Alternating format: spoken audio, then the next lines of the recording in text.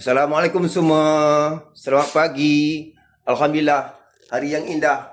Hari ini hari Jumaat, 2 hari bulan 1 2026. Okey, Pak Andak hari ini nak meneruskan memasang filter air, water filter. Okey, ni ada water filter. Dia nama dapat pengiktirafan JAKIM ni. Halal JAKIM Malaysia. Okey, ni ada 4 filter.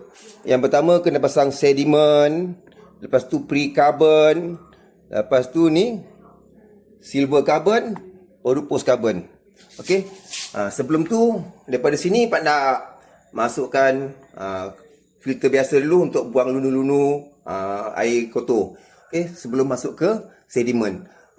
Ni ada filter yang mula-mula Pak tambah lah. Okey.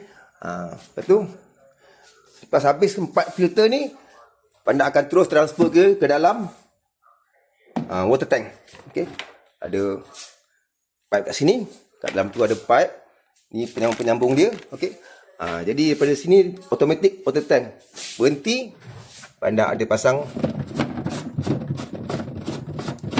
Siap-siap beli dia punya pelampung. Jadi penuh, automatik air akan berhenti. Kita akan just ambil air pada sini saja. Okey. Terus boleh minum insya-Allah. Okey. Okey, doakan Pak Andak sihat. Doakan Pak Andak sihat, doakan buat juga sihat insya-Allah. Doakan keluarga kita semua sihat, semoga besar kita insya-Allah. Sahabat-sahabat semua sihat hendaknya.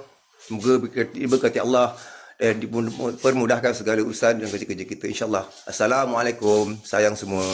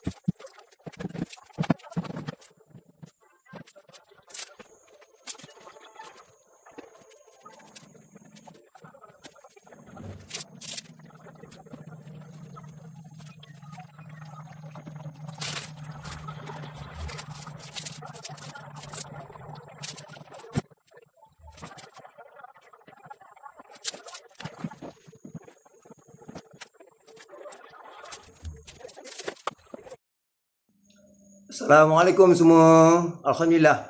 Sebelum Jumaat tadi dapat sudahkan juga pasang water filter ni. Okey. Siap sudah.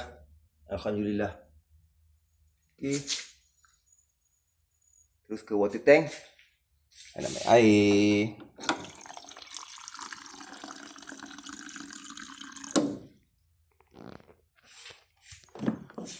Bismillahirrahmanirrahim.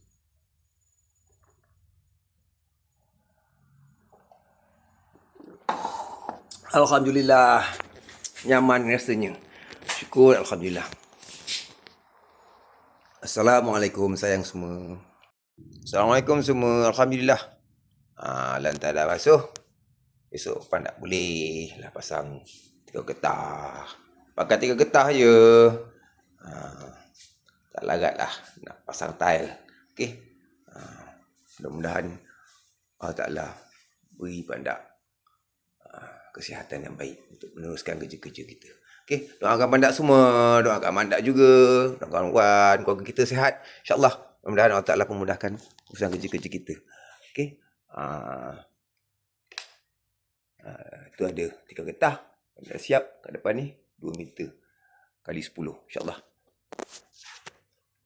Sahabat-sahabat semua, terima kasih kerana selalu mengikuti.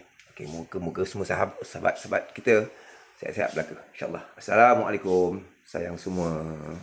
Okay, bye.